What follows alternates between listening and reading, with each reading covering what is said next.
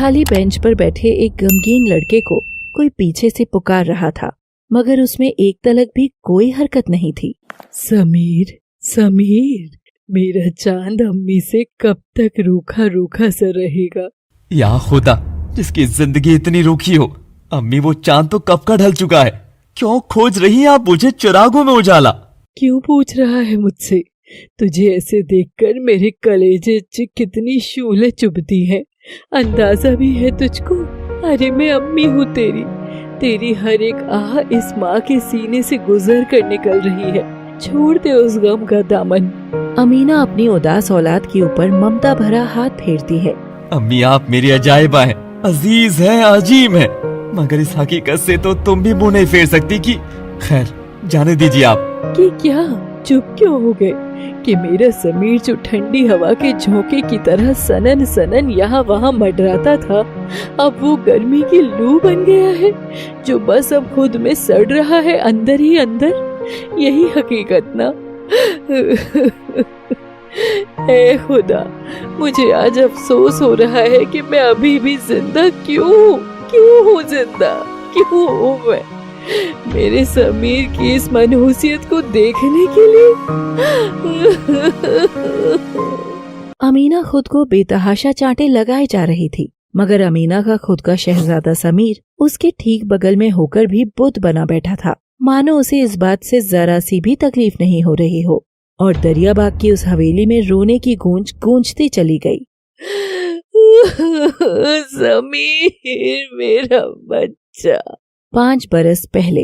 समीर, अरे समीर, ये लड़का भी ना, पता है कि 4 बजे वो इसका आवारा दोस्त जतन इसे लेने आ जाएगा, लेकिन तब भी ना कोई खोज ना खबर। अरे जनाब, किधर हैं आप? तभी वहाँ से अमीना बी के छोटे शहजादे अपने बाल खड़े किए उधर से गुजर रहे थे। अपनी अम्मी को चीखता देख अली भी चुटकी ले लेता है। अम्मी जान, वो जरा सजने दो भाईजान को भी, क्या पता कब कोई हुरिन से अटक रहा है और ये उनके आगे फना हो जाए। मेरे शहजादे की मल्लिका उसे बहुत जल्दी मिलने वाली है और वो उसके कदमों में झुकेगा नहीं, बल्कि उसे फलक तक लेकर जाएगा। मगर आखिर वो है कहाँ? समीर!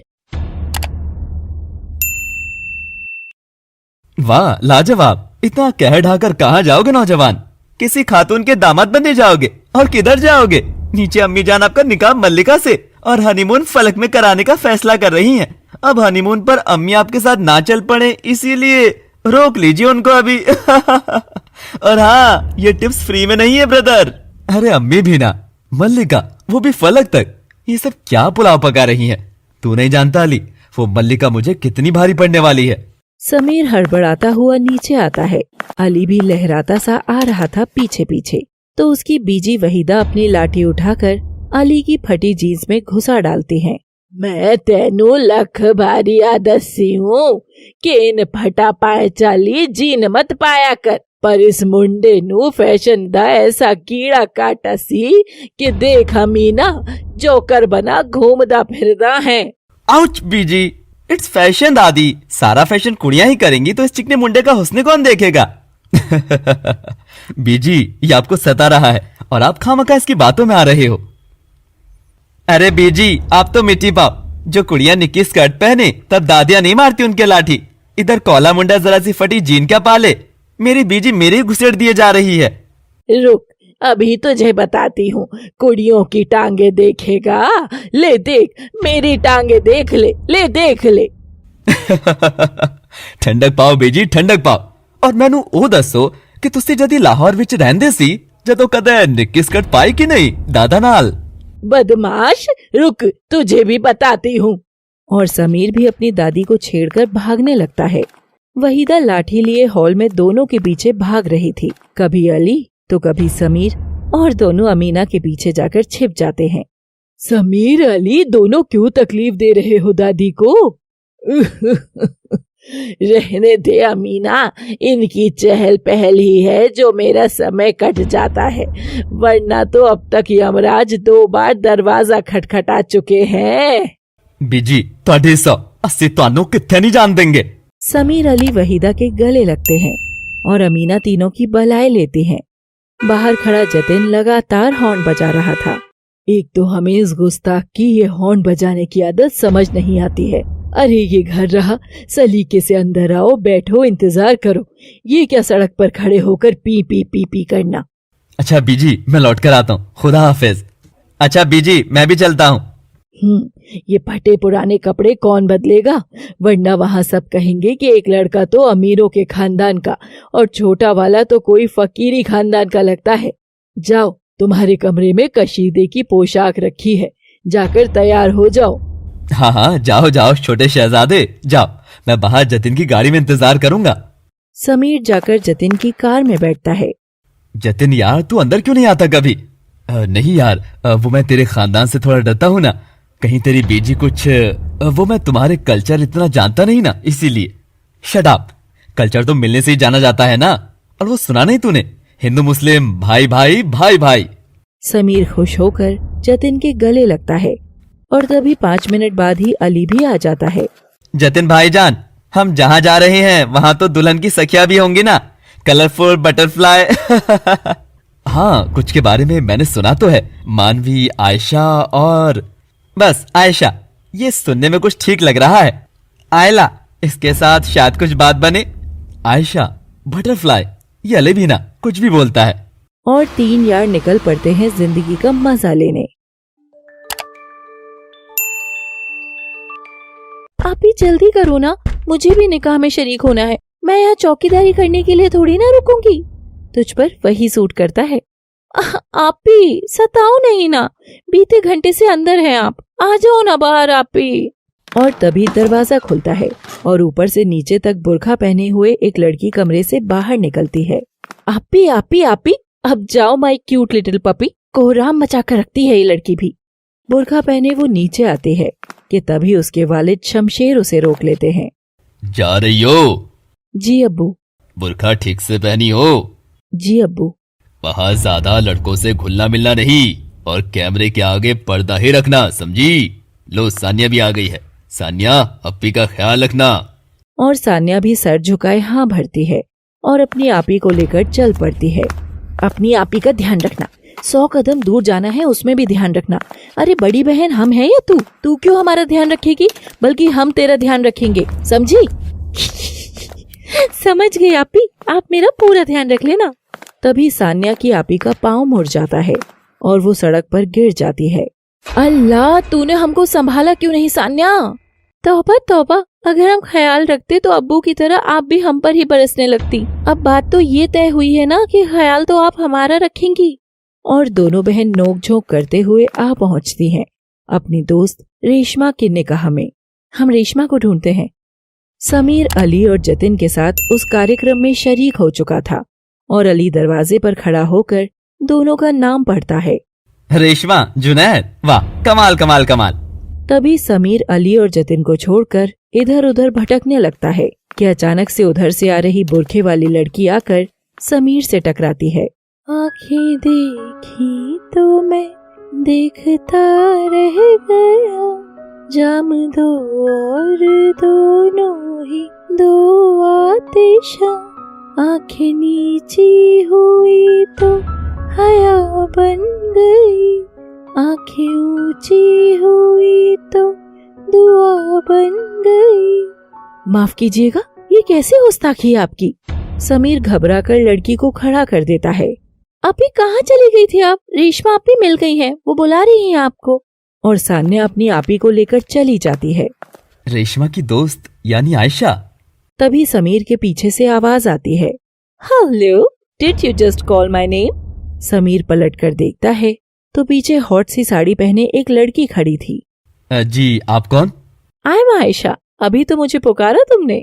समीर आयशा को ऊपर से नीचे तक देखता है। इतनी मेकअप भरी सफेदी, आंखें भी कशिश भरी नहीं लग रही हैं। नहीं दीदी, मैंने आपको नहीं बुलाया, वो तो मैं तो बस छीका। दीदी? मैं तुमको दीदी लगती हूँ? अरे आयशा, तुम यहाँ हो हटी, मैं तो तुमको कहाँ नहीं ढूंढ रहा था। इन बोरी अंकल को छोड़ो और मेरे साथ चलो। आयशा अली का अटेंशन पाकर बहुत खुश होती है और वो तो अली के साथ चली जाती है, मगर समीर झोंके की तरह यहाँ वहाँ भटकता हुआ उस बुरखे वाली को ढूंढने लगता है। आपी, आप फिर कमरा पकड़ ली हो, आपी आओ ना बाहर। और तभी दरवाजा खुलता है और सान्या की आपी अपना बुर्खा हटाते हुए हिजाब से खुद बाहर निकलती है तो सान्या उसका ये अवतार देखते रह जाती है। आपी, आपका शरारा डीप बैक और कट स्लीव वाला कब और कैसे बना? सब कैंची का कमाल है मेरी लिटिल पपी। सान्या की आपी बला की खूबसूरत हसीना लग रही थी।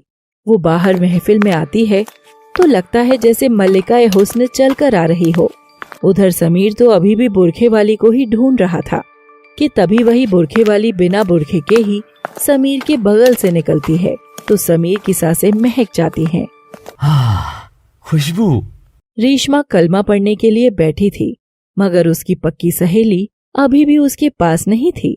सान्या, तेरी आपी है या मधुमक्खी? इतना क्यों उड़ती है वो? उसे पुकारो और कह दो कि उसने यहाँ मेरे करीब तशरीफ नहीं रखी तो उसकी तशरीफ रखने के काबिल मैं छोड़ूंगी नहीं।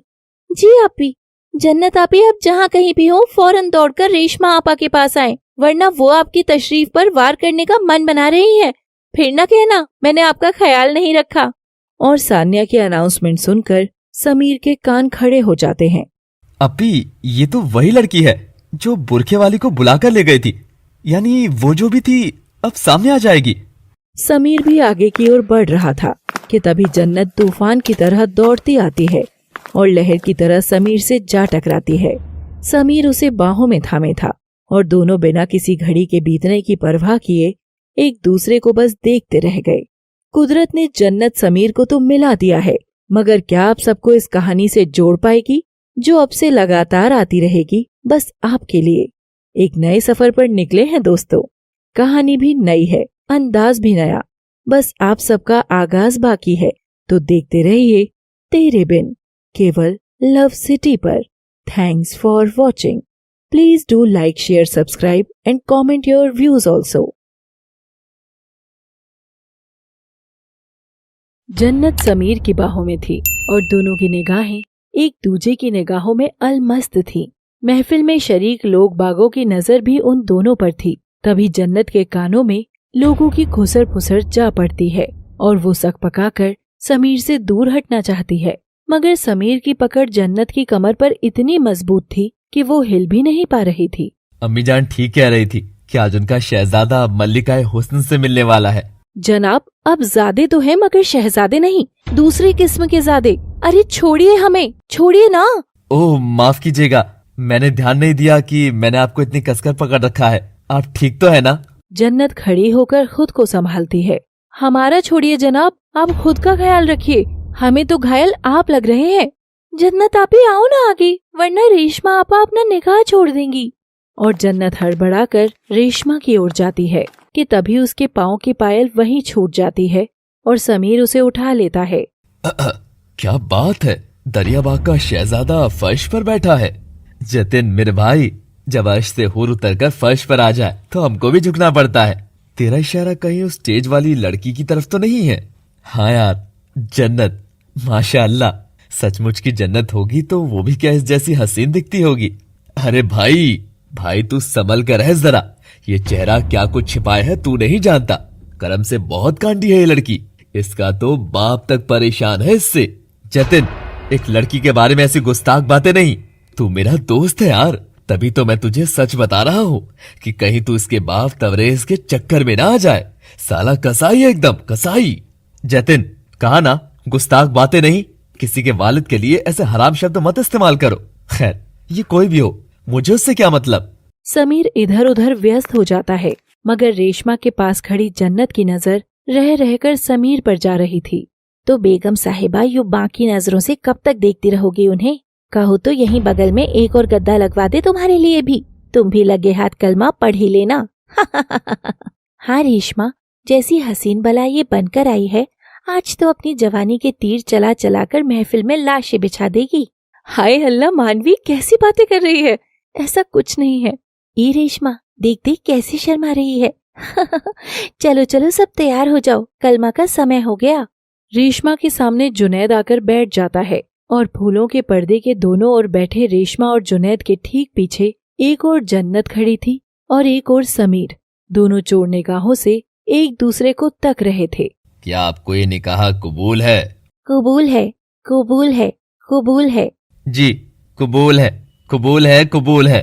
इसी दुआ की आड़ में समीर भी जन्नत की ओर देखकर आदाब का इशारा करते हुए अपनी पहली नजर के एहसास का इजहार कर देता है। जी मुझे भी कबूल है, निकाह हो गया, आज से आप दोनों मियाँ बीवी।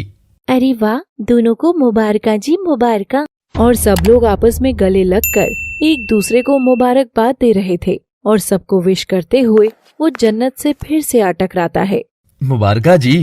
जी मुबारका। आप भी जल्दी चलो, देरी हो गई तो अब्बू खैर मना देंगे हमारी। चल मैं भी तुझे घर तक छोड़कर आती हूँ। और तीनों वहीं से पैदल ही घर की ओर जाने लगती हैं। तौबा मेरा बुरखा, अब्बू ने अगर इन कटे फटे कपड़ों में देख लिया तो मैं भी आधी ही मिलूंगी। जन्नत दौड़कर कमरे से अपना बुरखा लाने चली जाती है। वो बुरखा उठाती है कि जैसे ही वो पलटती है पीछे समीर खड़ा था। उसके हाथ में जन्नत की पायल थी। अचानक कमरे का दरवाजा कोई बंद करके बाहर लॉक कर देता है और जन्नत घबरा जाती है। कौन गुस्ताख दरवाजा बंद कर गया? अरे खोलो, अभी हम अंदर ही हैं। और फिर अचानक कमरे की बत्ती भी गुल हो जाती है। जन्नत घबराकर चीखते हुए समीर के करीब चली जाती है। बचाओ, वो हमें अंधेरे से बहुत डर लगता है। डर की कोई बात नहीं है ना, मैं हूं ना यहाँ पर। जी हमें आपसे भी डर लग रहा है। भाईजान सब ठीक तो चल रहा है ना? मजे करो, अब जब तक हम दरवाजा ना खोल दें। लड़की पर अपने अंदर का सारा इश्क डाल देना। बाहर खड़े जुनैद, अली और जतिन समीर को जानबूझकर कमरे में बंद कर दिए थे। ये अच्छा किया यार तूने अली, अब इसी बहाने तेरा भाई किसी लड़की के करीब तो जाएगा, वरना बाहर तो वो उस हिटलर तवरेज की बेटी जन्नत के चक्कर में फंस रहा था। नहीं, आयशा ओपन माइंडेड लड़की है, वो उसके साथ एंजॉय कर सकेगा। तभी अली के कंधे पर एक हाथ आता है और वो पलट कर देखता है तो आयशा तो उसके पीछे खड़ी थी। क्या डिस्कशन चल रही है guys? Where is the party tonight? Come on Ali, tell me. ये it's the time for disco. जिसको मैं मिलूंगी वो रुको, बाकी सभी यहाँ से खिसको। आयशा झूमती हुई वहाँ से चली जाती है और अली तो अपना सिर ही पकड़ लेता है। भाई अली, अगर आयशा बाहर है तो अंदर कौन है?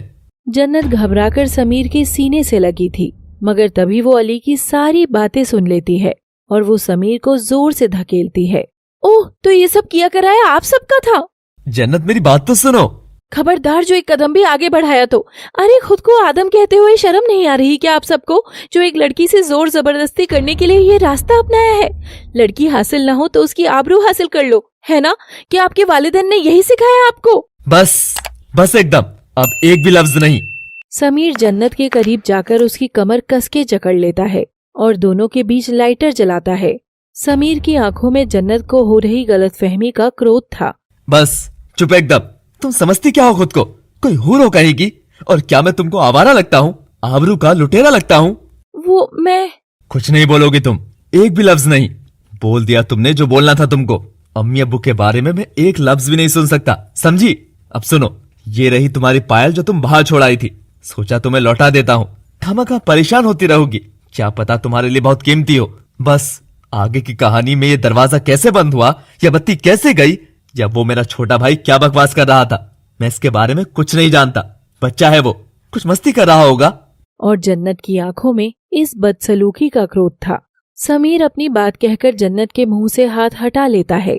अच्छा, आई एम सॉरी, ये सिचुएशन ही ऐसी है कि हम दोनों ही गलत होकर गलत लग रहे हैं।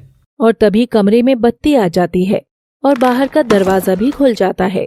समीर तुरंत बाहर झांकता है तो जतिन और अली घबराकर बाहर भाग रहे थे।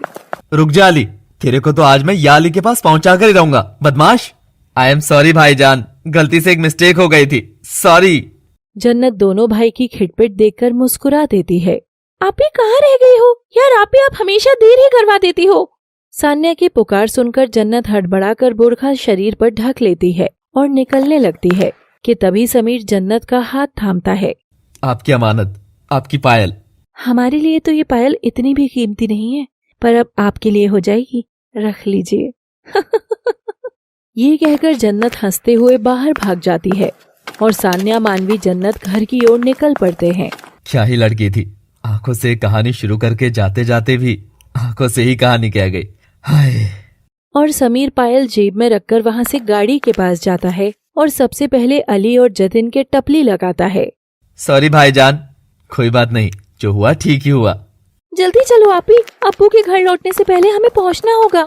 रुक जा लड़की, तेरी आपी के जरा पाँव भारी हो गए हैं। या अल्लाह, कैसे? अब्बू तो अब हम दोनों को ही जिंदा नहीं छोड़ेंगे। धत, वो वाले पाँव भारी नहीं, मेरा मतलब है मैडम पर अब इश्क का खुमार चढ़ रहा है, तो अभी पाँव तक चढ़ गया है, तो इसलिए पाँव भारी है। क्यों मैडम? चुप कर, कुछ भी बोल रही है। हाँ हाँ, मैंने कब कहा ऐसा है या वैसा, पर सोच ले, इसमें कोई बुराई भी नहीं है। बस ये दो भाई हैं, दरियाबाग की हवेली के नवाब हैं दोनों। अमीर बिगड़े शहजादे, तो तू भी कर लेना निकाह के बाद थोड़ी नवाबी।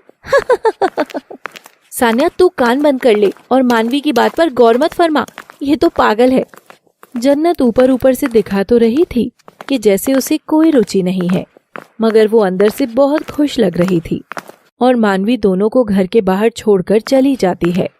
अभी तक अब्बू नहीं आए थे, तो दोनों बहनें जाकर कपड़े बदलकर सामान्य पोशाक में आ जाती हैं और अब्बू के आने से पहले ही घर के कामों में लग जाती हैं। जन्नत बर्तन रगड़ रही थी और मुस्कुरा रही थी। अचानक उसे लगता है जैसे बर्तन साफ करते हुए किसी ने उसका हाथ पकड़ लिया। वो देखती है तो वो समीर था। क्या कर रहे हैं आप? छोड़िए हमारा हाथ। कांच के बर्तन को लोहे के मुंजे से नहीं मांजते। क्या? ये आप कैसी बातें कर रहे हैं? वही जो तुझे सुन रहा है। क्या खो रही है आज तू? सारे बर्तनों में खरोंचे कर दी। और एकदम से जन्नत के ख्यालों वाला समीर तो उसकी अम्मी जुबैदा में बदल जाता है। नहीं अम्मी, कहीं नहीं, अब बस थोड़ी थकान की वजह से ख्याल नहीं रहा। मेरी जन्नत बहुत थक गई, जा पुत्र आराम कर ले, जा। तभी जन्नत का कड़क बाप परवेज आ जाता है। पुत्र, तेरे दो बेटियां हैं जुबैदा, पुत्र नहीं। और ऐसा क्या कर लिया जो थक गई है? घर के कामकाज तो थकने पर भी औरत को करने आने चाहिए, समझी? चुपचाप काम करती रहो, मैं भी तो कमा कर आता हूँ थका हारा। जी अब्बू। ऐसी तीखी मिर्ची सी जन्नत नजर झुकाकर अब्बू का कहा चुपचाप मान लेती है। दूसरी ओर समीर आज बड़ा खुश था। ये देख अमीना के चेहरे पर भी खुशी आती है। क्या बात है, आज हमारा शहजादा बहुत खुश लग रहा है। बात ही कुछ ऐसी है अम्मी, आप सुनकर हैरान हो जाएंगी। आज मैं किससे मिला हूँ? किससे? मल्लिकाए जन्नत से। वाह, देखा, जब मेरा बेटा शहजादा है तो उसे तो मल्लिका ही रास आएगी, मैं जानती थी। समीर खुश होकर रात भर करवटें बदलता हुआ जन्नत को याद कर रहा था और उसकी पायल से बात कर रहा था। क्यों बस गई हो तुम मेरे दिलो दिमाग में? क्या एक मुलाकात में ही मोहब्बत होना सच बात है? लग रहा है जैसे तेरे बिन सब फीका सा हो। अगर सच है तो तुमको मेरी पुकार जरूर सुनाई देगी। जन्नत। हाँ, कौन है? ये क्या हो रहा है हमें? शायद हमें एक बार उनसे फिर से मिलना होगा। अगली सुबह। समीर, नीचे आइए, आपसे कोई मिलने आया है। कौन है इतनी सुबह सुबह? आपकी मल्लिकाए जन्नत आई है। ये सुनकर समीर तो एक झटके में जाग गया। क्या वो आई है? मैं अभी आया। अरे क्या कर रहा है समीर? पायजामा तो पहन ले। अम्मी आया, मैं अभी आया। देखिए तो क्या समीर और जन्नत की करीबी दो परिवारों की भी करीबी होने जा रही है? जानने के लिए देखते रहिए तेरे बिन कहानी के सभी भाग, केवल लव सिटी पर। Thanks for watching. Please do like, share, comment and subscribe. Sameer जन्नत का नाम सुनते ही दौड़ा दौड़ा सीढ़ियां उतरने लगता है। अमीना समीर को इतना बेताब होकर आता देखती है तो हंस पड़ती है।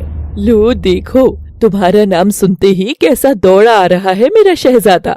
समीर हॉल में आता है और इधर उधर बेकल आँखों से जन्नत का चेहरा खोजने लगता है। अम्मी, जन्नत कहाँ है? जन्नत नहीं, मल्लिका, ये खड़ी तुम्हारे सामने। देखा मल्लिका, तुमसे मिलने की खुशी में मेरा बरखुरदार देखना भी भूल गया है। और समीर देखता है तो वहाँ एक लड़की खड़ी थी जो देखने में एकदम अमीना की उम्र की लग रही थी, मगर असल में वो समीर के खालू की बेटी मल्लिका थी। अस्सलाम वालेकुम, हो गई आपकी नींद पूरी? अरे जनाब की नींद तो तुम ही हराम करना, जब इनकी बेगम बनके हमारे घर में आओगी। ये सुनते ही समीर मल्लिका को ऊपर से नीचे देखता है और घबरा जाता है। अम्मी, कैसी बातें कर रही हैं आप? मल्लिका मेरी बेगम? नहीं, ये कभी मुमकिन नहीं हो सकता। समीर, तुम जानते हो मैंने बानो आपी से तुम्हारे जन्म से पहले ही वादा किया था कि हम दोनों के बच्चे बड़े होकर निकाह करेंगे। मगर अम्मी, मल्लिका खालू की बेटी है। तो क्या हुआ, मुझे वो बहुत पसंद है।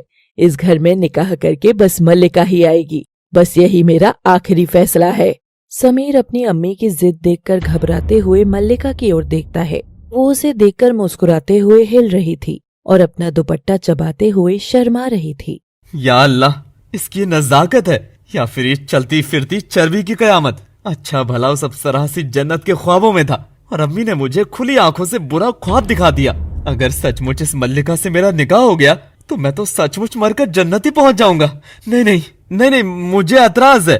गुस्ताख, तुमने हमारे तकल्लुम को मना किया, क्या हम इसकी वजह जान सकते हैं? हाँ अम्मी, वो मुझे इश्क हो गया है और मैं उसी लड़की से निकाह करना चाहता हूँ। अमीना समीर का ऐसा इकरार सुनकर हिल गई थी। ये सुन मल्लिका की आंखों का नलका खुल जाता है और वो रोते हुए वहाँ से बाहर भागने लगती है। मेरे हर रोजी की कसम, निकाह तो बस मैं तुम्ही से करूंगी समीर। तुम जानते हो ना, इस घर में मोहब्बत की कोई जगह नहीं है। जब तुम्हारे अब्बू अपनी ही बीवी से आज तक मोहब्बत नहीं कर पाए तो तुम बिना निकाह के इश्क कैसे फरमा सकते हो समीर? पर अम्मी वो... बस अब एक लफ्ज और नहीं, बस तुम्हारा निकाह हमारी ही मर्जी से होगा। ये हमारा आखिरी ऐलान है। अब इस मसले में हमें और कोई बहस नहीं चाहिए। समीर अपनी शुरू होती कहानी का ऐसा अंत तो नहीं चाहता था। उस और जन्नत ख्वाबों में ही खुश होती सी अंगड़ाई लेती हुई उठती है। जिस तरह से उसकी आंखें गुनगुना रही थी, उसके होंठ भी गुनगुनाने लग जाते। मेरी आंखों में प्यारा सा चेहरा है कशिश मीठी यादों का पहरा है, झोंकाई हवा का आएगा मेरे जीवन को महकाएगा, कहीं ना कहीं तो होगा, हाँ कहीं ना कहीं तो होगा। तभी दरवाजे से उसके वालिद अबू अंदर आते हैं और जन्नत को ऐसा चहकता हुआ देख अपनी त्योरियां चढ़ाते हैं। सुबह सुबह नाच गाना शुरू हो गया और कोई काम नहीं है क्या? और ये क्या, बिना किसी पर्दे के सीधे बिस्तर से उठकर आ गई? अगर कोई बाहर से आकर देख लेता तो ख्याल रखना चाहिए तुमको। अब बच्ची नहीं रही हो तुम, निकाह के लायक हो चुकी हो। जन्नत ये सुनकर दबी आवाज में डरते डरते बोलती है, जी अब्बू, अगर कोई बाहर से आए तो अपनी नजर फेर ले। ऐसा थोड़ी है कि मेरा बदन ढका नहीं है, बस पर्दा ही तो नहीं है। अगर लोग अपनी आंखों पर पर्दा कर लें तो हमें हर वक्त पर्दे में रहने की क्या दरकार। ये सुनते ही परवेज आव देखता है न ताव, सीधे जन्नत के गाल पर एक तमतमाता थप्पड़ रसीद कर देता है। जन्नत अपना गाल सहलाते हुए फपक फपक कर रोने लगती है। सान्या और जुबैदा परवेज का गुस्सा देख सहम जाती हैं। रुकिए जी, ये क्या कर रहे हैं? अपनी जवान लड़की के ऊपर हाथ उठा रहे हैं। चुप एकदम, ज्यादा बोली तो चमड़ी उधेड़ दूंगा। एकदम बदतमीज लड़की है तेरी, अपने अब्बू के सामने जुबान लड़ाती है। अगर हमारे वालिद होते तो हम उनके सामने एकदम गूंगे बने रहते। इतनी जुबान निकालने की हिम्मत भी नहीं होती। पर मैं एकदम सही था कि अब तेरी निकाह की उम्र हो गई है। आज ही निकाह के लिए कुछ लड़कों की तस्वीरें लाया हूँ, एक चुन लेना, नहीं तो मैं चुन दूंगा और निकल जा इस घर से। परवेज तस्वीरें निकालकर फर्श पर जोर से फेंकता है। अगर इनमें से कोई चेहरा पसंद आए तो अपनी अम्मी को बता देना, वरना तेरे खालू का बेटा तो है ही, अगले शुक्रवार ही तेरा निकाह करवा दूंगा। जन्नत अपने अब्बू के हाथ अपनी किस्मत को लिखता देख घबरा जाती है और उसकी दबी जुबान से लफ्ज फूटता है, अब्बू, हमें लड़का पसंद है, हम निकाह उसी से करेंगे। अब ये सुनते ही परवेज का चेहरा क्रोध से लाल हो चुका था। वो जन्नत को मारने के लिए उसकी ओर झपटता है कि तभी जुबैदा बीच में आ जाती है। रोक ले अपनी इस जुबान को, हराम कहने से पहले रुक जा जन्नत। ए जी रुक जाओ, ऐसे मत करो, ये हमारी बेटी है, मार डालेंगे क्या इसे? हाँ मार डालूंगा। अगर इसने फिर दोबारा इस घर में मोहब्बत का नाम लिया तो अगला शुक्रवार ही क्यों, मैं इसी शुक्रवार को अप्पी के बेटे उमर के साथ इसको कलमा पढ़वा दूंगा। मोहब्बत करेंगे ये, अंडे के मरे हुए बीज मोहब्बत करेंगे। परवेज बड़बड़ाता हुआ बाहर चला जाता है और जन्नत वहीं बैठकर फपक फपक कर खूब रोती है। आपी रो मत ना, मत रोना आपी। ना जन्नत, ना मेरी बच्ची, रो नहीं। क्यों अम्मी, आखिर क्यों? अब्बू जल्लाद जैसा बर्ताव क्यों करते हैं हमारे साथ? अगर हमारी जगह हमारा कोई भाई होता तो क्या तब भी अब्बू ऐसे ही जवान बेटे के ऊपर हाथ उठाते? नहीं ना। फिर क्यों इस चेहरे को पर्दे में रखने के हुक्म को थोपते थोपते इस दिल को भी बुरखे के भीतर ही घुटने रहने दिया? क्या हमें मोहब्बत करने का कोई हक नहीं है? क्या मोहब्बत करना इतनी नापाक हरकत है? अगर ऐसा ही है तो क्यों कहते हैं कि खुदा से प्यार करो, अल्लाह से इश्क करो? अगर उनसे मोहब्बत करने को इबादत कहा जाता है तो मोहब्बत करने को इबादत क्यों नहीं कहा जाता? हम ये निकाह नहीं करेंगे अम्मी, कभी नहीं। एक फैसला अब्बू सुना कर गए हैं, एक फैसला हम सुना रहे हैं, बस। नहीं जन्नत, तू तेरे अब्बू का क्रोध जानती है ना, वो तेरी जान ले लेंगे। अब्बू हमारी जिद नहीं जानते हैं अम्मी, हम अपनी जान दे देंगे मगर ये निकाह कभी नहीं करेंगे। जन्नत ये बात ठानकर कमरे में जाकर धम्म से दरवाजा बंद कर लेती है और उधर समीर दरवाजा खोलकर बाहर आता है। वो अमीना से खफा था। अम्मी अगर मुझसे प्यार करती तो जिस बेटे को शहजादा कहती हैं उसके लिए शहजादी जैसी लड़की ढूंढती। ये चलता फिरता विमान दिखने वाली नाम की मल्लिका नहीं। हाँ, मुझे यहाँ रहना ही नहीं है। बस ऐसा लग रहा है कि कैसे भी मैं उस लड़की तक पहुंच जाऊं और बस सुकून से उसके पास बैठा रहूं। पर समीर, कहीं ऐसा तो नहीं है कि जो सब तू महसूस कर रहा है वो नहीं कर रही हो? मुझे इसके लिए उससे मिलना ही होगा। देर रात को जन्नत उठती है और अपना सूटकेस निकालकर अपने कपड़े सारे पैक करके रात के अंधेरे में ही घर से निकलने लगती है कि तभी अंधेरे में ही कोई उसका हाथ पकड़ लेता है और जन्नत का वहीं हार्ट फेल हो जाता है। अब्बू, हम तो बस सैर को निकल रहे थे। ये कुछ पैसे रख ले जन्नत, और बेटा भाग रही है ना तो बस मेरी एक बात मानना, भाग कर थक भी जाए तो भी कभी यहाँ फिर से लौट कर मत आना लौट कर। अल्लाह तुझे हर बुरे पर्दे से दूर और हर अच्छे पर्दे से ढक कर रखे। जन्नत इमोशनल होकर रोते हुए अपनी अम्मी जुबैदा के गले लगती है और इस रात के अंधेरे में रोते हुए अपनी अम्मी और इस घर को हमेशा के लिए अलविदा कह देती है। वो सड़क पर चल तो रही थी मगर उसके शरीर का सब खून पानी बन रहा था और अचानक कड़कती बिजली के बीच से जोरदार बारिश होने लगी। जन्नत भीगते हुए अपने ख्वाबों का भारी सूटकेस घसीटते हुए चल रही थी कि अचानक भीगी सड़क पर उसका पांव फिसलता है और वो गिरने लगती है कि अचानक समीर उसे अपनी बाहों में थाम लेता है। तुम आ गए, अब कभी जाओगी नहीं ना? नहीं, कभी नहीं। और अचानक से समीर हवा हो जाता है और जन्नत रोने लग जाती है। किस मोड़ पर आ गई है जिंदगी, अपने मुझसे छूट गए, मंजिल नजर नहीं आ रही है, सिवाय इस खालीपन के क्या है मेरे पास। जन्नत लड़खड़ा कर अपना बैग उठाकर आगे बढ़ती है।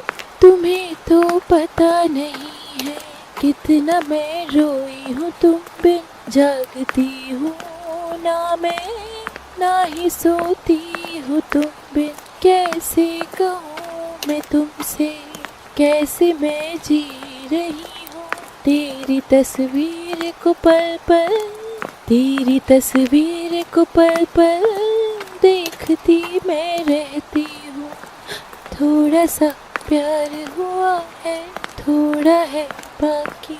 जन्नत अपना दर्द बहाते हुए चल रही थी कि तभी उसे समीर नजर आता है और वो अपने आंसू पोंछकर उसके पास जाती है और उसके सीने पर थप्पड़ मारने लगती है।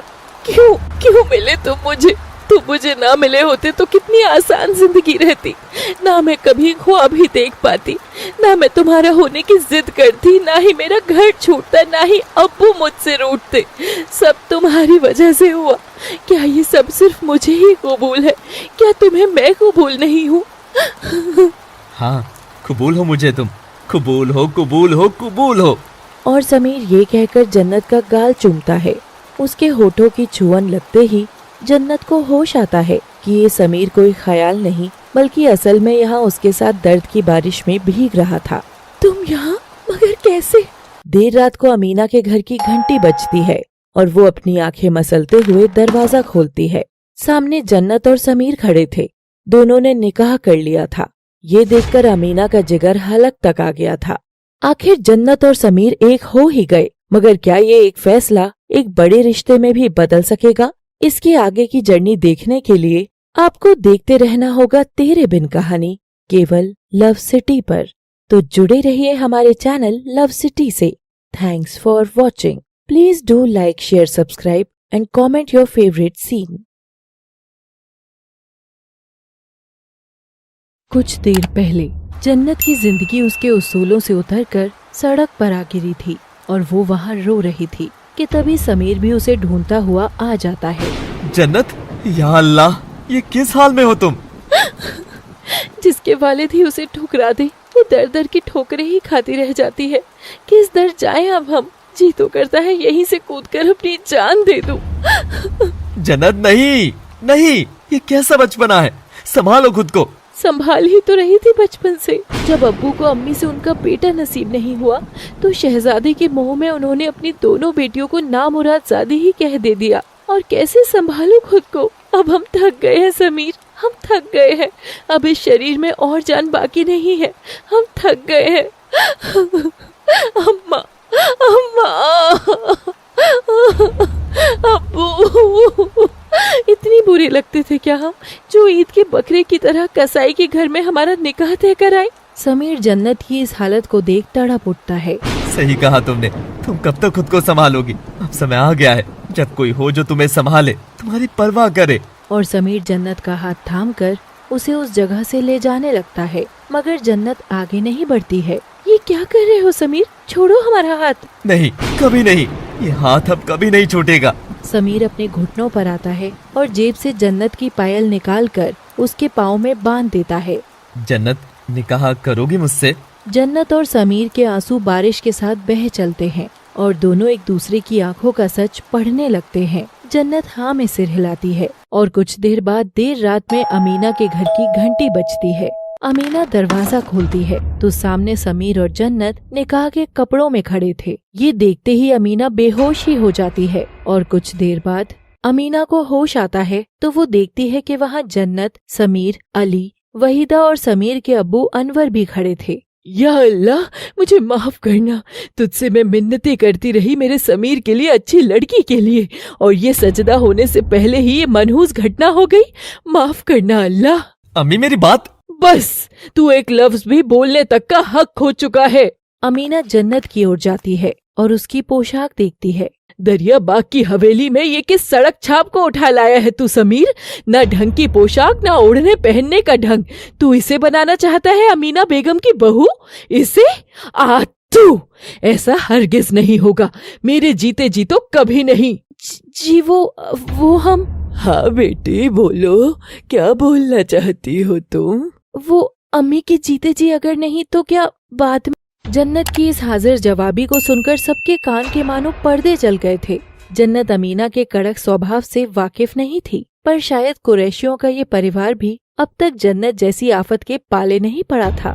या खुदा, ये तो ठीक से आई भी नहीं है कि हमारे इंतकाल की दुआ करने लगी है। देखा तूने समीर? समीर भी जन्नत की इस बेवकूफी से शर्मिंदा था। अम्मी, देखो ना मेरी ओर। अम्मी, मैं उस भैंस की बच्ची मल्लिका से शादी नहीं करना चाहता था। समीर, जिसे तुम भैंस की बच्ची कह रहे हो वो तुम्हारे खाला की बेटी है। और कमी क्या है मल्लिका में? कमी ही तो नहीं, सब ज्यादा ही ज्यादा है। मुझे नहीं पसंद थी यार वो, मुझे जन्नत पसंद है। अमीना समीर पर हाथ उठाने ही वाली थी कि तभी वहीदा बीच में आ जाती है। अमीना, जवान बेटे पर हाथ उठाएगी? बच्चों, रात बहुत हो गई है, जाओ अपने कमरे में जाओ, कल इस बारे में बात करेंगे। जन्नत को लेकर समीर अपने कमरे में चला जाता है और जन्नत राहत की सांस भरकर खिड़की से ताज़ी हवा लेने लगती है। तभी बारिश के कुछ छींटे उसके चेहरे पर आ लगते हैं और वो मचल उठती है। समीर चोर निगाहों से जन्नत का बालपन देख रहा था। अल्लाह, इतने ड्रामे की तो हमको खूब उम्मीद थी, पर कम से कम अब्बू के उस जेल से तो ये बेहतर है। ऊपर से समीर है यहाँ, उसके साथ सब महफूज होगा। तो एक झटके में जन्नत से बेगम जन्नत बन गई तू। कहीं ना कहीं तो होगा करते करते दरियाबाग में मिल गया वो। जन्नत अपनी किस्मत को खैर मनाते हुए अपने हाथ से बाल झटक कर सुखा रही थी कि तभी उसे ध्यान आता है कि उसके ठीक पीछे समीर खड़ा है और बाल उसके चेहरे पर जा लगते हैं। अब वो माफ करना, हमारी निगाह आप पर पड़ी नहीं। माफ तो नहीं करना चाहिए वैसे तुमको, जो सच में अब तक तुम्हारी निगाह हम पर नहीं पड़ी थी। कौन सी जन्नत में रहती थी तुम मल्लिकाए जन्नत? समीर, ये सब अचानक से हुआ तो हम भी नहीं समझ पा रहे, और इतना बड़ा बदलाव, हम आज से मियाँ बीवी हैं। ये कोई ख्वाब है या हकीकत का साया? अब बेगम साहिबा अपने दिमाग के घोड़ों को थोड़ी शांति दीजिए और चलिए बिस्तर में, रात काफी हो गई है। क्या बिस्तर में? या अल्लाह, ये सब भी करना होगा? चिल रहो लड़की, तुम घबराती ही बहुत हो। वैसे तो अच्छे अच्छों की अकेले ही छुट्टी कर सकती हो, लेकिन ना जाने मोहब्बत में पड़ने के बाद सुंदर लड़कियां अक्सर नाजुक कलियों में बदल जाती हैं। अरे बाबा, तुम इस कोने में रहना, मैं बिस्तर के इस कोने में, और बीच में रहेगी ढेर सारे तकियों की दीवार। अब खुश? और जन्नत और समीर तकिए की आड़ लगाकर सो जाते हैं। अगली सुबह थी। घर के शोर से जन्नत की आँख खुलती है।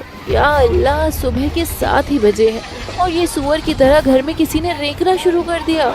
जन्नत का कमरा ऊपर की मंजिल पर था। वो ऊपर से ही खड़ी देखती है तो नीचे तो कल रात की बड़ी फिल्म चल रही थी। दरवाजे से मल्लिका काले रंग के कपड़े पहनकर अंदर आ रही थी और छाती पीटकर विलाप मचा रही थी। मुझे माफ कर दो खाला, मुझे भी मार डालो। मल्लिका, मेरी बच्ची ऐसा विलाप क्यों? एक बेवा इस विलाप के सिवा और कर भी क्या सकती है? बेवा? ओए, तू विधवा कदों हो गई? दसो, मल्लिका ने निकाह कर रखा था, मन ने कोई दस्या ही नहीं।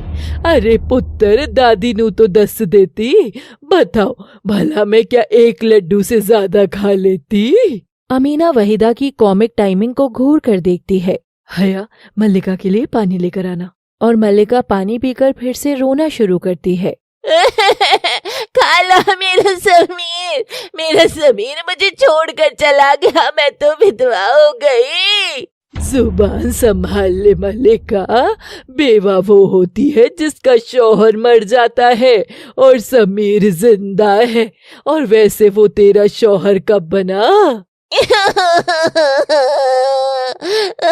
खाला, बीजी मुझसे ऐसे क्यों बात कर रही है? जन्नत आज का तमाशा देख हंस ही रही थी कि तभी समीर जाग जाता है और अंगड़ाई लेता हुआ जन्नत के पास आता है। Good morning. क्या चल रहा है सुबह सुबह? कुछ नहीं, बस अपनी सौतन को तुम्हारे नाम की बेवा होते देख रहे हैं। क्या मैं भी तो देखूं? हे खुदा, ये भैंस की बच्ची सुबह सुबह ही आ गई। By the way, body shaming is not good manners Sameer. अरे जाओ जाओ, मैं तो बोलूंगा। जन्नत हंसते हुए तभी देखती है कि मल्लिका की आंख तो आंख, नाक से भी पानी बहने लगता है और वो हाथ से साफ करके अपने कपड़ों से पोंछ देती है। You, how cross! इसे देखकर तो लगता है ये तुम्हारे लिए एकदम परफेक्ट थी समीर। कहाँ तुम हमारे जैसी के चक्कर में पड़ गए, जब असली मल्लिका तो वहाँ तुम्हारी राह देख रही थी। देखो, राहों में उसने अपनी आंख नाक सबका पानी बिछा रखा होगा। जन्नत की बच्ची कुछ ज्यादा ही नहीं खिलखिला रही हो तुम, हाँ? समीर जन्नत की कलाई को मरोड़कर पीछे ले जाता है और दोनों एक दूसरे की आंखों में डूब से जाते हैं। समीर, छोड़ो हमारा हाथ। हाँ, बोला था ना कि हाथ तो अब मैं कभी नहीं छोड़ूंगा। अम्मी, मुझे उनसे मिलना है अम्मी, अपने शौहर से मिलना है। मुझे पूछना है कि आखिर इस मल्लिका में क्या कमी थी जो उसने मुझे इतना बड़ा धोखा दिया। मेरे पास क्या लड़कों की कमी थी, लेकिन हमेशा खुद को बस उनके लिए बचाया हुआ था। मेरा शौहर कहाँ है अम्मी? अब जन्नत को मल्लिका की इस नौटंकी पर कसकर क्रोध आ जाता है और वो जोश में आकर अपनी बाजुएं चढ़ाकर सीढ़ियां नीचे उतरती है। ए लड़की, क्या तमाशा मचाई है? मेरा शौहर कर रही है। कहाँ से हो गया समीर तेरा शौहर? तुझे समझ नहीं आ रहा कि वो तुझसे प्यार नहीं करता है और तू है कि बस चिपके ही जा रही है। उसने हमसे निकाह किया है, हम है उनकी बेगम जन्नत। अम्मी जान, ये गुस्ताख क्या बोल रही है? गुस्ताख होगी तू, तेरा खानदान, तेरे अड़ोसी पड़ोसी। ए लड़की, बस चुप। हमारे परिवार के मसलों में दखल देने वाली तू होती कौन है? या अल्लाह, मारे गए, मुझसे ये सब नहीं देखा जाएगा। और समीर तो पतली गली पकड़कर चुपचाप वहाँ से कमरे में लौटकर चादर तान लेता है। जब कोई हालात संभाले नहीं जा सके तो ऐसे चादर तान कर सो जाना चाहिए। क्या बोलती पब्लिक? अम्मी, आप मुझे संभालने दीजिए। हाँ, भैंस की बच्ची, ये सुअर की तरह रेंकती रहेगी तो वो लड़कों की लाइन के सब लोग भाग जाएंगे। इसलिए अपने इस नाटक को यहीं रोककर ये बात भेजे में घुसा ले कि समीर मेरा शौहर, सिर्फ मेरा, समझी?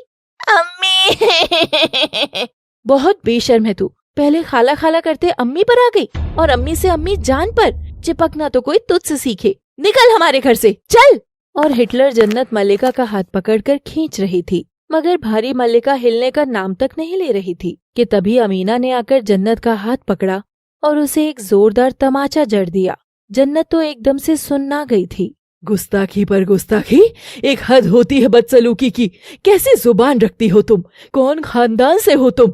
हरकतों से तो कोई बदजात ही लगती हो और उंगली उठा रही हो मल्लिका के खानदान पर। अरे हमारी आपी की बेटी है ये, और तुमसे तो बहुत ऊंचा खानदान है इसका। जन्नत की आंखों से आंसुओं का झरना बह चला था। वो झांक कर ऊपर देखती है तो वहाँ समीर था ही नहीं। जन्नत मल्लिका से दूर हटकर खड़ी हो जाती है। तभी अमीना की नजर जन्नत पर पड़ती है और वो उसे घूरने लगती है। पर्दा कहाँ है तुम्हारा? कहाँ है पर्दा? अपना नंगा गला लेकर तुम नीचे तक आ गई। तुम्हारी हिम्मत कैसे हुई? क्या वालिदैन ने इतना भी नहीं सिखाया कि बिना पर्दे के बाहर निकलना औरत के लिए हराम होता है? कहाँ है पर्दा? कुछ पूछ रही हूँ मैं, जवाब दो। कहाँ है पर्दा? वहीदा भी लाठी दो अपनी। आज नई बहू का स्वागत तो मैं करती हूँ। अमीना की दहाड़ सुनकर जन्नत एकदम से कांप उठती है। देखिए, क्या जन्नत अमीना के क्रोध से बच पाएगी? क्या समीर उसे बचा लेगा? जानने के लिए देखते रहिए तेरे बिन कहानी का अगला भाग, केवल लव सिटी पर। Thanks for watching. Please do like, share, subscribe and lovely comments also. पर्दा कहाँ है तुम्हारा गुस्ताख लड़की? अमीना जन्नत की ओर वहीदा की लाठी उठाती है कि जन्नत उसे हवा में ही पकड़ लेती है। पर्दा? कैसा पर्दा? बिस्तर से उठकर भोर सवेरे भी कोई पर्दा करता है क्या भला? अगर नहीं करते तो हम लोगों ने क्यों किया हुआ है? क्योंकि आप सब पुराने ख्यालात के हो और हम आज के ख्यालातों के हैं। शर्म अगर नजर में हो तो निगाहों के पर्दों से भी भरी महफिल से बाइज्जत लौटा जा सकता है अम्मी जान। तौबा, कैसे कैची की तरह जुबान चलती है तुम्हारी। तुम ऐसे नहीं समझोगी इस घर के नियमों को। और अमीना पास रखा दुपट्टा उठाती है और उसे जन्नत की ओर ले जाकर जबरदस्ती उसके मुंह पर बांधकर उसे सिर पर लपेटते हुए उसके गले में कस के बांधती है। इससे जन्नत का दम घुटने लगता है। अम्मी, हमको सांस नहीं। अम्मी, हमारा दम घुट रहा है इसमें। अम्मी, खुदा के लिए हमको बख्श दीजिए अम्मी जान। और जन्नत को ऐसा विलाप करता देख अमीना के कलेजे को 2 पल की राहत मिलती है और वो जन्नत को धकेलते हुए छोड़ती हैं। तभी जन्नत को कोई थाम लेता है। अरे जन्नत वाले लोग अभी जमीन पर आ फरमाए। क्या हुआ? ऐसा लग रहा है जैसे आपकी सारी हेकड़ी को किसी चूनर से गांठ लगा दी हो। चलिए सौतन आपा, खुदा हाफिज। मल्लिका, जो जन्नत से कम 10 साल बड़ी लगती थी, वो उसे आपा यानी बड़ी बहन बोल रही थी। उफ़्फ़ो, दिल ही तोड़ दिया बेचारी जन्नत का। अब वो पहले अमीना का टॉर्चर संभाले या मल्लिका का बेहुदापन। पर अम्मी, घर में किससे पर्दा करूं? भला यहाँ अभी है ही कौन? हम सभी जनानियां ही तो हैं, ना ही अब्बू है ना ही कोई और। देखा बीजी, अब इसे पर्दा किससे करना चाहिए वो कायदा और सिखाएं। मुझे तो ये समझ में नहीं आता कि समीर को ऐसा क्या दिखा इस लड़की में। सच ही कहा है, मोहब्बत हो जाए गधी से तो हूरें भी नजर नहीं आती। जन्नत अपनी सारी जलीलियत को झेलते हुए क्रोध से मुट्ठियां भींचकर खुद पर काबू कर रही थी कि तभी रसोई घर से कुछ बर्तन गिरने की आवाज होती है और अमीना का सारा ध्यान उधर चला जाता है। वो देखती है कि नौकरानी हया ने कुछ बर्तन फर्श पर गिराए हैं। तभी हया जन्नत की ओर देखकर आंख मारती है और उसे यहाँ से चले जाने का इशारा करती है। जन्नत कमरे की ओर चली जाती है। कर दी तबाही, या अल्लाह, कैसे कैसे नमूने आ घुसे हैं मेरे घर में। जन्नत कमरे में जाकर देखती है तो वहाँ उसे समीर नहीं मिलता है। समीर नजर बचाकर अली के कमरे में चला गया था। जन्नत आज के तमाशे पर बिस्तर पर बैठकर अपना माथा पकड़कर फूट पड़ती है। या अल्लाह, ये क्या आफत थी सुबह पहले। ऐसे लगा जैसे उस घर से निकलकर यहाँ आ गई हूँ तो भी कुछ नहीं बदला। उधर जन्नत के अब्बू के घर पर दरवाजे पर एक बुढ़िया भीख मांगने आती है। इस गरीब को दोगे तो अल्लाह तुम्हें उसका 100 गुना देगा। ये देख जुबैदा फटाफट आटा और खाना डालकर ले जाने लगती है कि तभी जन्नत के अब्बू जुबैदा का हाथ रोक देते हैं। अरे बुढ़िया, अगर अल्लाह 100 गुना दे ही सकता है तो ये ले, ये रही मेरी झोली। तू इसमें कुछ क्यों नहीं डाल देती जो अल्लाह तुझे 100 गुना दे देगा। न जाने कहाँ कहाँ से आ जाते हैं। खुद के पास कुछ है नहीं और बड़ी आई मुझको दुआ देने वाली। मांगने का तो धंधा बना रखा है, धंधा। बुढ़िया को अपना अपमान बहुत बुरा लगता है। तभी वो मकान के बाहर लगी नेम प्लेट पढ़ती है जहाँ जुबैदा के पति का नाम लिखा था और बुढ़िया उसे पढ़कर जोर से चीखती है। परवेज तवरेज शमशेर खान, ये बड़ा नाम तेरा ही है ना? इतना बड़ा नाम रखने को अपनी शान समझता है ना तू? अब्बू दादा सारा खानदान तो डाल दिया नाम में, मगर अपनी इस घटिया फितरत को पचा कैसे लेता है तू? मैं भीख नहीं मांग रही थी, बस गुजारा कर लेने जितना मांग रही थी। वल्लाह ये तो लिखा भी पढ़ सकती है। हाँ, मैं सब पढ़ सकती हूँ, कोई सड़क से आई हुई नहीं हूँ। ये तो औलाद के भरोसे जो अपना सब कुछ उसको दे डाला था, मेरा वही यकीन औलाद ने तोड़ दिया। खूब पढ़ाया लिखाया और जब 2 पैसे कमाने लगा तो कहता, अम्मी तुम बहुत पुरानी नजर आने लगी हो, यहाँ घर में आए दिन कोई मेहमान आते रहते हैं, तुमको देखेंगे तो नौकरानी समझेंगे, इसलिए तुम खाला के यहाँ चली जाओ। इमारतें जब पुरानी हो जाए तो उसे धरोहर कहकर सब टिकट लगाकर देखने आते हैं, लेकिन जब इंसान पुराना हो जाए तो उसे कचरा समझकर इधर उधर फेंकना चाहते हैं। फिर खाला के पास नहीं गई आप? जुबैदा के मुंह खोलते ही परवेज उसे घूरता है और जुबैदा झट से पर्दे की आड़ ले लेती है। जब अपना सगा बेटा ही अपनी अम्मी को रखना हराम समझने लगा था तो मेरी बहन की तो खुद की दुनिया थी जिसमें मैं कहाँ ही घुस सकती थी। देखते देखते सड़क पर आ गई, राह चलते लोगों से भीख नहीं मांग सकती, इसलिए घर घर जाकर कुछ खाने के बदले दुआ दे देती हूँ। हाँ माँ, लीजिए ना। खबरदार, जो अन्न का कण भी यहाँ से इसे दिया तो ये बकवास कहानियां किसी और को सुनाना बुढ़िया। जा यहाँ से। ए जी, दर पर आए हुए को भूखा मत जाने दो। रहने दे बच्ची, तेरी नेकी मुझे नजर आ रही है मगर तेरे शौहर की नहीं। परवेज तवरेज शमशेर खान, जितना जलील तूने मुझे किया है ना, अल्लाह तुझे उसकी 100 गुना ज्यादा जलीलियत नसीब कराएगा। तू देख लेना, तू देख लेना। और बुढ़िया उल्टे पांव ही अपना दिया हुआ श्राप बड़बड़ाते हुए चली गई। जुबैदा ये देख परेशान हो उठी।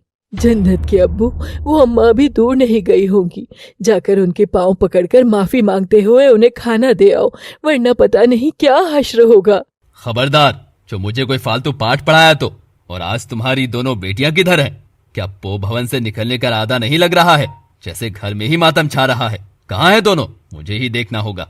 जुबैदा के रोकने पर भी परवेज कमरे की ओर बढ़ पड़ा और तभी वो देखता है कि सान्या तो आईने के सामने खड़ी होकर लिपस्टिक लगा रही थी और बिस्तर पर चादर ताने जन्नत सो रही थी। परवेज चादर वाली को तो बाद में देखता है, पहले उसकी नजर सान्या पर पड़ती है। सान्या घबराकर हाथ पीछे करके कांपने लगती है। अस्सलाम वालेकुम अब्बू। ओ, तो तैयार हुआ जा रहा है। किस लिए हो रही? तुमको तो बुर्का ही पहनना है ना, तो किसके लिए लगा रही हो लिपस्टिक? बोलो, किसके लिए? कोई यार कर रखा है क्या बाहर, जो बुरखे में मुंह घुसाता होगा? नहीं अब्बू। यह खुदा, कैसी घिनौनी बातें कर रहे हैं आप अपनी बच्ची से।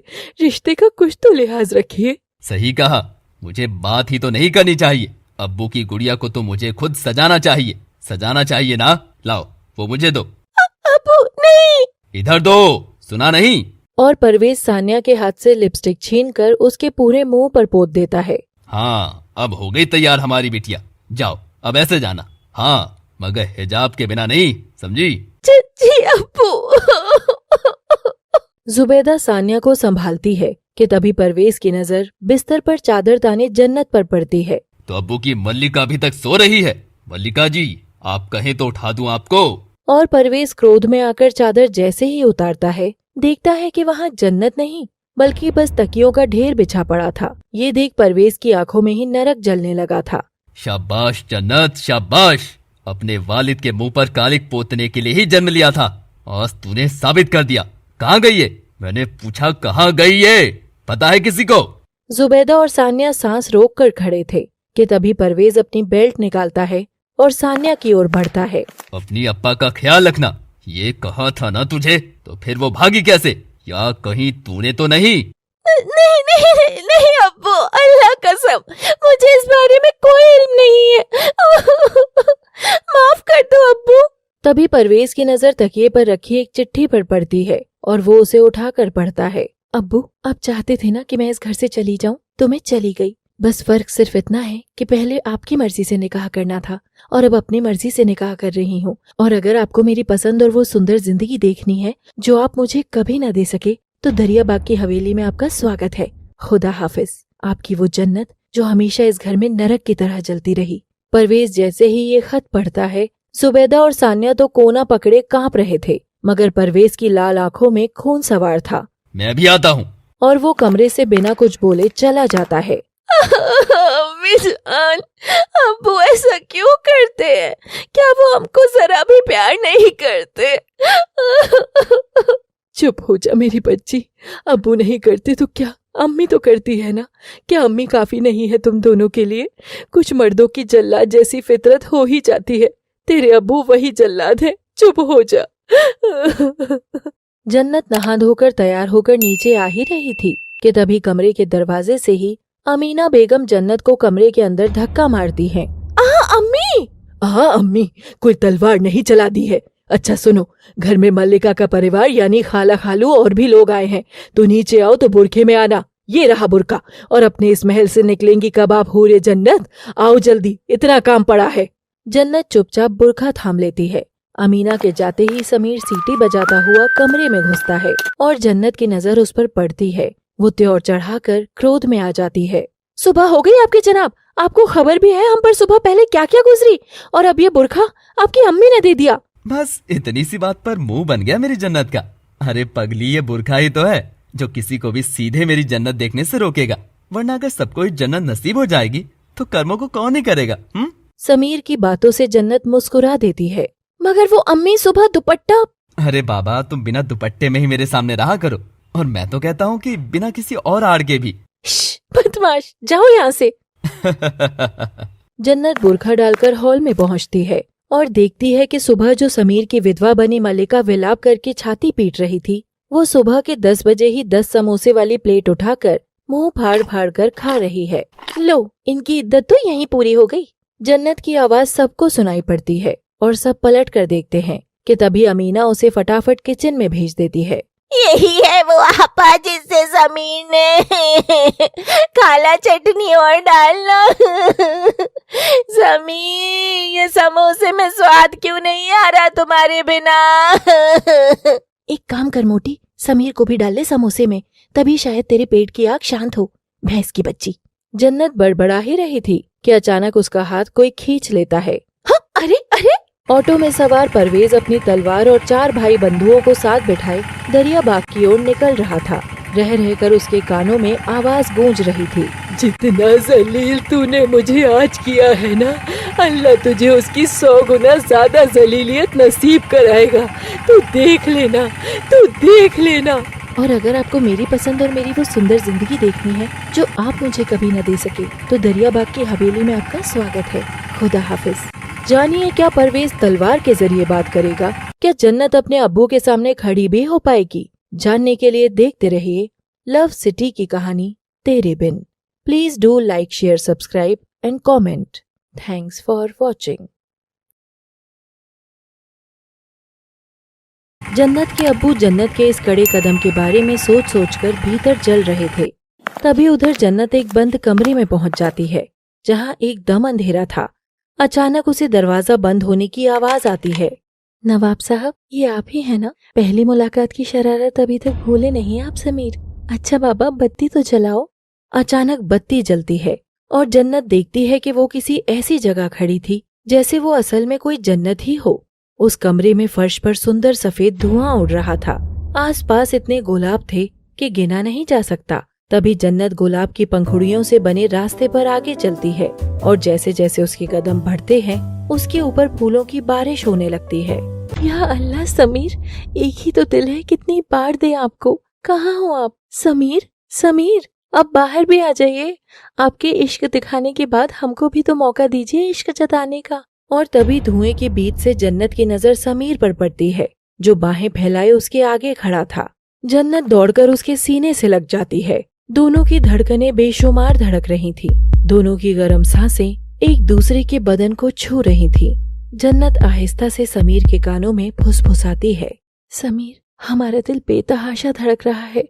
इसकी धड़कनों को सुनिए। क्या सुनाई दे रहा है आपको? समीर जन्नत के सीने से अपने कान लगाकर सुनता है। समीर समीर समीर, या अल्लाह, तुम्हारी तो हर धड़कनों पर मेरा ही नाम लिखा है जन्नत। जन्नत मुस्कुराकर शर्माते हुए पलट जाती है और समीर उसे पीछे से जाकर अपनी बाहों में थाम लेता है। जरा मेरी धड़कनों को भी सुन के देखो। जन्नत आंख बंद करके समीर के सीने से लगकर उसकी धड़कनें सुनती है। यहाँ तो बस हमारा नाम ही। समीर जन्नत को बाहों में कसके थाम लेता है। दिल ये मेरा तेरे दिल से जा मिला है, रब से जिसको मांगा तू वो सिला है। तकदीर जब से तुझसे जुड़ी है, जामे मोहब्बत सही आशिकी है। पूछो ना पूछो ना पूछो ना, हम सताए हुए हैं, सताए हुए हैं। समीर, ये सब हमारे लिए। टेबल पर ढेरों पकवान रखे थे। जी बेगम साहिबा, आपका पसंदीदा चिकन तंदूरी, मुर्ग मुसल्लम और जो भी आपको पसंद है, आज की दावत आपके अब्बू की ओर से। जन्नत को समीर की बात कुछ हजम नहीं होती है। अचानक वो देखती है कि समीर उसे लगातार घूर रहा था। समीर, तुम हमें घूर क्यों रहे हो? और वो टेबल पर बैठ ही रही थी कि तभी उसे दूर कोई आदमी खड़ा दिखाई देता है। वो वहाँ कौन खड़ा है और क्या उसने सब बातें सुन ली थी? समीर कुछ बोले बिना ही टेबल से एक चिकन टंगड़ी उठाकर चबाने लगता है। जन्नत धुआं चीरती हुई आगे बढ़ रही थी और वो आदमी के करीब पहुंचकर उसके कंधे पर हाथ रखती है। कौन हो तुम और हमारी जगह पर क्या कर रहे हो? ऐसे गलत ताकाझाकी करने पर तुमको कोई खौफ नहीं है क्या? और वो आदमी जैसे ही पलटता है, जन्नत देखती है कि वो विशालकाय आदमी उसका अब्बू परवेज था। परवेज उसकी ओर क्रोध भरी निगाहों से देखता है। जन्नत के कदम घबराहट से पीछे की ओर जाने लगते हैं और परवेज के कदम आगे की ओर। अब्बू, अब्बू आप यहाँ कैसे? अब्बू नहीं नहीं, मारोगे नहीं अब्बू, नहीं अब्बू, मारोगे नहीं। जन्नत पीछे की ओर चल रही थी कि तभी समीर भी उसके पीछे आ खड़ा होता है। समीर, हमको बचाओ, अब्बू हमारी जान ले लेंगे। जैसी करनी वैसी भरनी। क्या? ये तुम क्या बोल रहे हो? परवेज क्रोध भरी निगाहों के साथ जोर से चिल्लाता है। मुर्ग मुसल्लम? हाँ, क्या? अब ये आपकी आवाज को क्या हुआ? ओहो महारानी, कीमा कबाब, चिकन तंदूरी, मुर्ग मुसल्लम, मीट कबाब, टंगड़ी। जन्नत कुछ समझती कि तभी उसके सिर में अचानक बहुत तेज दर्द होता है। अम्मी! अचानक ऑटो का ब्रेक लगता है और नींद में सोया हुआ परवेज झटके से जाग जाता है। एक बहुत बुरा ख्वाब देखा कि जन्नत वहाँ महल में मल्लिका की तरह। खैर बताओ, पहुँच गए क्या? हाँ भाईजान, पहुँच गए। और सब लोग ऑटो से उतरकर एक खाली सड़क पर उतर जाते हैं। आखिर क्या चल रहा था परवेज के भीतर? जन्नत देखती है कि उसके ख्यालों की जन्नत तो एकदम काफूर हो गई थी और उसकी जगह उसके सामने साक्षात उसकी सास अमीना भी खड़ी थी। अमीना ने ही जन्नत का हाथ खींचा था और अब उसके बाल अमीना के हाथ में थे, जो वो जोर जोर से खींचे जा रही थी। अम्मी जान, आखिर बात क्या है? आप हरदम क्यों खफा रहती है हमसे? खफा होने की बात करती है। आज मुर्ग मुसल्लम और तंदूरी बनानी थी, उसका क्या हुआ? जी बस मसाला लगा कर रखा है। इन हाथों से? अपने हाथों के नाखून देखे हैं कितने बड़े हैं, ऊपर से रंगों से पोत भी रखे हैं। अगर इन हाथों से खाना बनाओगी तो मेरे मेहमान बीमार नहीं हो जाएंगे? तुमको तो तुम्हारी अम्मी ने कुछ नहीं सिखाया और इन खुली जुल्फों को लहराकर मुर्गे को फिर से जिंदा करना है क्या? इस घर में अपने केशियों पर थोड़ा काबू रखना बेटा। मत करो अम्मी, प्लीज अम्मी प्लीज। अमीना अपने सख्त हाथों के इस्तेमाल से ही जन्नत की उंगलियों के साथ मशक्कत करके जबरदस्ती उसके नाखून तोड़ती चली जाती है। इस श्रृंगार में जन्नत के प्राण बसते थे और अमीना एक एक कर जब उसके नाखून काट रही थी, जन्नत के शरीर पर तलवारें चल रही थी, प्राण निकल रहे थे और जन्नत बस रोते हुए अमीना को रुकने की मिन्नतें कर रही थी कि तभी अमीना ने जब जोर से एक नाखून तोड़ा तो उसकी उंगली भी घायल कर दी थी और वहाँ से खून आने लगा था। ले, हो गई सफाई, अब इन केशुओं की बारी। अमीना जोर से खींचकर उसके बालों को बांध देती है और मल्लिका जैसी जन्नत चंपू चमेली जैसी बन जाती है। ओहो, तेरी उंगली से तो खून आ रहा है। अब इन हाथों से तो कैसे ही बनेगा खाना। पता नहीं कैसा गंदा खून होगा तेरा, ये कहीं खाने में न मिल जाए। तू रह नहीं दे। जब इंसान की काम करने की नीयत ही मरी रहती है तो कुदरत भी उसे वो काम नहीं करने देती। उफ, अब तो नौकरानी को ही कहना होगा। अमीना जन्नत को पीछे धकेलकर वहां से हटने लगती है कि तभी जन्नत का चरम फूट पड़ता है और वो फबक फबक कर बिलक बिलक कर खूब रोती है। जब मुझसे खाना बनवाना ही नहीं था तो जानबूझकर ऐसी ज्यादती क्यों करी मेरे साथ? क्यों क्यों? क्या दुश्मनी है आपकी मेरे से? अमीना जन्नत की बात सुनकर फिर से पलटकर उसके पास जाती है और उसका चेहरा सहलाती है। नहीं बेटी, मेरी कोई दुश्मनी नहीं है तुझसे। तुझसे भला क्या दुश्मनी होगी, मगर मुझे दुश्मनी है तेरे आजाद ख्याल से। अब उनको तो काबू में करना ही होगा ना मेरी बच्ची। चल एक बात बता, तू जानती है जो पालतू पक्षी होते हैं उनका मालिक पक्षियों को पिंजरे में कैद करते समय उनके पंजे में एक धागा बांध देता है, क्योंकि वो जानता है कि खुला आसमान देखते ही कहीं वो उड़ ना जाए। और जब भी वो उड़ने की कोशिश भी करते हैं तो उनकी उड़ान का आकार बस धागे के जितना ही होता है। तो इस बात से क्या समझी कि तेरे पाँव में कभी बेड़ियां नहीं थी, इसलिए तो कुछ ज्यादा ही उड़ना सीख गई है। पर अब बारी है वहां मोटी रस्सी बांधने की, दरियाबाग के तौर तरीके सिखाने की। ये रहा बुर्का, खाना बन जाए तो परोसने बाहर ले आना, मेहमान इंतजार कर रहे होंगे। और वो जन्नत के मुंह पर बुर्का फेंक कर हंसते हुए चली जाती है। जन्नत वहीं फर्श पर बैठकर अपने नाखूनों को निहारती है और रोती है। हमारे नाखून, हमारे नाखून कितने बेजान हो गए हैं। इनको बड़ा करने के लिए पहले अब्बू के साथ बड़ी लड़ाई करी, और जब लगा कि अब अपनी शर्तों पर कुछ कर सकती हूँ तो आज तुम सब मारे गए। कितने रंग भर लिया करती थी तुम में, जो सब रंग अपनी जिंदगी में कभी भर नहीं सकते थे, वो सब रंग यहाँ भरकर खुद में खुश रहा करते थे हम। और अब देखो, हमारी ही तरह तुम सब भी बेरंग हो गए हो। जन्नत फर्श पर गिरे अपने टूटे नाखूनों को अपने आंचल में समेटकर कमरे के एक बक्से में रख देती है और उस पर एक काला कपड़ा ढक देती है। जन्नत अपनी आजादी के पंख कटने के गम में अल जनाजा पढ़ने के लिए अपने दोनों हाथ से अल्लाह को याद करती है। अचानक जन्नत खड़ी होती है, अपने बदन पर बुर्खा डालती है और बाहर किचन में जाती है। लाओ हया, खाना दो, मैं मेहमानों को परोस दूं। जन्नत खाना लेकर मल्लिका और उसके अम्मी अब्बू को परोसती है। हैं, तुम्हारा हाथ रखते ही तो मुसल्लम भी जहर बन गया होगा। कोई बात नहीं, खा लेती हूँ। मल्लिका रसे में उंगलियां डुबो डुबो कर मजे से खाए जा रही थी। अरे अमीना, तेरे घर में नौकर भी पर्दे में रहते हैं। वाह, ऐसी तमीज तहजीब, वाह भाई वाह। अब भी ये नौकर नहीं, हमारे साहबजादे की खराब पसंद उसकी बीवी है। अरे वाह, शाबाश। बेटी की बहू को तो ऐसे ही कब्जे में रखना चाहिए, वरना क्या पता कब तुम्हारा बेटा ही लेकर उड़ जाए। तौबा तौबा, किसके हाथ से खाना परोस दिया, मुंह का सारा जायका ही खराब हो गया। हाथों गंदा खून कहीं का।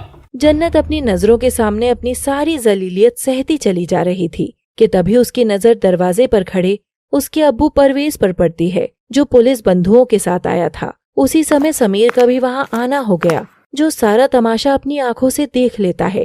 अब्बू, आप यहाँ? परवेज के कदम हवेली के अंदर बढ़ रहे थे। तो दरियाबाग की मल्लिका? वो मैं हूँ, मैं चचा मल्लिका मैं हूँ। अम्मा देखा, चचा मुझे दरियाबाग की मल्लिका बुला रहे हैं। मल्लिका की अम्मी मल्लिका के कोहनी की मार कर उसे चुप कराती हैं। इतना गंभीर माहौल होने के बावजूद मल्लिका रोगन जोश में हाथ भिगो भिगो कर सुपड़ सुपड़ करके चाट रही थी। परवेज जन्नत पर थप्पड़ मारने के लिए उसकी ओर हाथ उठाता है। अब्बू नहीं। जन्नत घबराकर आंखें मींच लेती है, मगर तो ये हाल देखने के लिए तकिए तले वो खत छोड़कर गई थी तुम?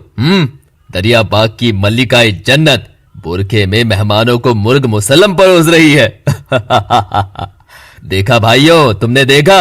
मेरी बेटी जो मेरे घर को कैद कहा करती थी, वो यहाँ कितनी शान से तंदूरी परोस रही है, वो भी घर की चार दीवारी के भीतर भी इस काले बुरखे में। मेरा हंसते हंसते पेट दर्द हो जाएगा। कोई इस हंसी को रोको। अब्बू बस करिए ना। जन्नत अपने अब्बू का कांधा थामकर रो ही रही होती है कि तभी उसके अब्बू उसे झटक देते हैं और जोर से उसका हिजाब खींच लेते हैं कौन हो तुम? और जन्नत बेपर्दा हो जाती है। देखिए क्या होगी जन्नत की आगे की लड़ाई। अब क्या वो अपनी मोहब्बत के लिए लड़ेगी या अपनी आजादी के लिए? देखिए वो कौन सी जंग हारती है और कौन सी जीतती है। जानने के लिए देखते रहिए तेरे बिन जैसी अलग कहानी, केवल लव सिटी पर। Thanks for watching. Please do like, share, subscribe and comment. Parvez Jannat का चेहरा देखकर हैरानी से बोलता है, कौन हो तुम? क्या ये आपकी बेटी नहीं है? नहीं, ये मेरी औलाद नहीं है। नहीं है ये मेरी बेटी। बताओ कौन हो तुम? जन्नत कहाँ है? बोलो, बोलती क्यों नहीं हो? अबू, ये मैं ही तो हूँ, आपकी बेटी जन्नत। परवेज जैसे ही उसके मुंह से बोल सुनता है, जोर से चीखता है, बेटी ये क्या हाल बना रखा है? कहाँ गया मेरा शेर? परवेज वहीं घुटना डालकर जमीन पर ही रोने लगता है। उसके सीने से इतने मातम भरे आंसू निकल रहे थे मानो वो वहीं प्राण त्याग दे। मगर क्यों? अब्बू, ये क्या हुलिया है? ये कैसा पर्दा है? मैं आज तक तुझे बंदिशों में कैद करता रहा और जब तू पिंजरा खोलकर खुले आसमान में उड़ी तो सीधे बाज के घोंसले में क्यों आ गई? इस कैद में। अब्बू, ये सब अब्बू आप नाराज? नाराजगी? कैसी नाराजगी? किस बात की नाराजगी? मैं तो तुझे हमेशा अपना वो बेटा मानता था जिस पर इतना विश्वास था कि एक दिन ये अपने अब्बू के खिलाफ कभी तो आवाज उठाएगी। मैं कड़क बनता रहा ताकि मेरी बेटियां कड़क बन सके। मैं चाहता था कि तू बदल जाए, तू बोले अब्बू बस करो, ये घर नहीं कैद है और मुझे खुलकर जीने दो। जमाना जो मुश्किलात पैदा कर सकता था मैंने वो सब अपने ही घर में पैदा करके बचपन से ही मेरी बेटियों को लोहा बनाया, शेर बनाया। मगर तू माटी कैसे हो गई? लग रहा है मानो कसाई के हाथों बकरी हलाल होने से खूंटे से बंधी हुई अपने मरने का इंतजार कर रही हो। जन्नत अपने अब्बू को खुद के लिए रोता देख हैरान थी। परवेज एक छोटे बच्चे की तरह रो रहा था। अब्बू, आपने हमसे कभी कुछ बोला क्यों नहीं था कि आप हमसे इतनी मोहब्बत करते हैं? मोहब्बत? अरे तुम दोनों ही मेरे लिए खुदा से मिली ईदी का तोहफा हो मेरी बच्ची। लेकिन दरिया बाग में आकर तुम्हारा ऐसा आश्र मैंने नहीं सोचा था। सोचा था कोई रानी साहिबा सी बनी ठनी घूमने वाली बेगम बनी होगी मेरी जन्नत, अपने अब्बू की कैद से रिहा होकर। मगर ये क्या?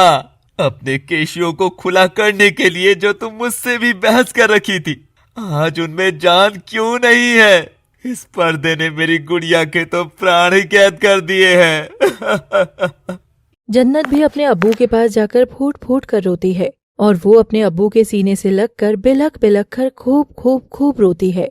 पहली बार जन्नत के अब्बू ने दिल खोलकर अपनी औलाद को सीने से लगाया था, मगर वो भी उस मझधार में जहाँ जन्नत खुद ब खुद पराई हो चुकी थी। वहाँ खड़े पुलिस भाई बंधु भी बाप बेटी का ऐसा मिलन देखकर रो उठते हैं। समीर की भी आंख नम थी। वो आगे बढ़कर कुछ बोलता कि तभी अमीना भी आ धमकती है। ये क्या रोना धोना लगा रखा है? ये सब तमाशा करना है तो इस चौखट के बाहर जाकर करो।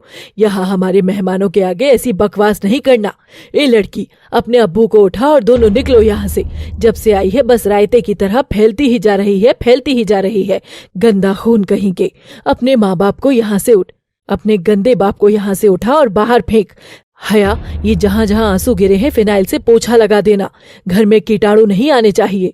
जन्नत को अपने अब्बू का इस तरह से किया गया अपमान रास नहीं आता। वो अमीना को घूर कर देखती है। ये बकरे जैसी आंखें मत दिखाना, वरना एक झटके में नोच डालूंगी मेमनी सी सूरत की।